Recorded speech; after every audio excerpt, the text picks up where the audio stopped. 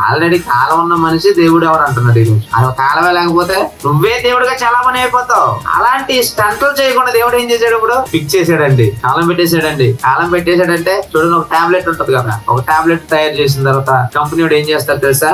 Manufacturing date అంటారు, అంటే తయారు చేసినటువంటి సంవత్సరం. అలాగే కింద కూడా ఏముంటది? ఎక్స్పైరీ డేట్ ఉంటది. అంటే ఆ పండు పని చేయదు ఇక నుంచి అనడానికి ఒక డేట్ ఇస్తాడు. అంటే తయారీ డేట్ నుంచి ఎక్స్పైరీ డేట్ మధ్యలో ఆ మందులు వాడాలి.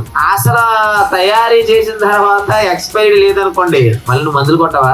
ఇక మందులు మెడికల్ షాప్ లో మందులు కొత్త మందులు ఇక్కడ రావు. ఇక అదే వాడుతూ ఉంటావు, అప్డేట్ అయిపోతూ ఉంటావు. అప్పుడే అదే వాడుతాను అనుకోండి, నీకు రోగ నిరోధక శక్తి తగ్గిపోయి ఆ వేసుకున్న మందు నీకు మరలా పని చేయదు. అందుకే ఏం చేశాడు? ఈ ఎక్స్పైరీ డేట్ పెట్టాడు. అంటే ఆ మందుని ఎలా తయారు చేశాడంటే ఈ మధ్య కాలం వరకు ఇది పని చేయాలి. అంటే ఒక టాబ్లెట్ కి మ్యానుఫ్యాక్చరింగ్ ఎక్స్పైరీ ఎలా ఉందో అలాగే మనిషికి కూడా ఏం పెట్టాడంటే దేవుడు?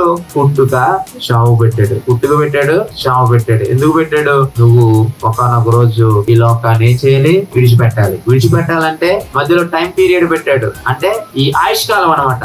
అది తగ్గిపోతుంది అనడానికి నీకు ఇప్పుడు ఏం తెలియాలి? కాలం తెలియాలి. అయితే చావు డేట్ మనకు తెలియదు. చావు డేట్ మనకు తెలుసా? తెలీదు. మన చావు డేట్ మనకు తెలియదు. మనం తెలియకపోతే అప్పుడేం చేయాలి? ఈ క్షణంలో మనం చచ్చిపోతాం తెలియదు కనుక సిద్ధపడి బహు జాగ్రత్త పడి దేవుళ్ళలో బ్రతకాలి.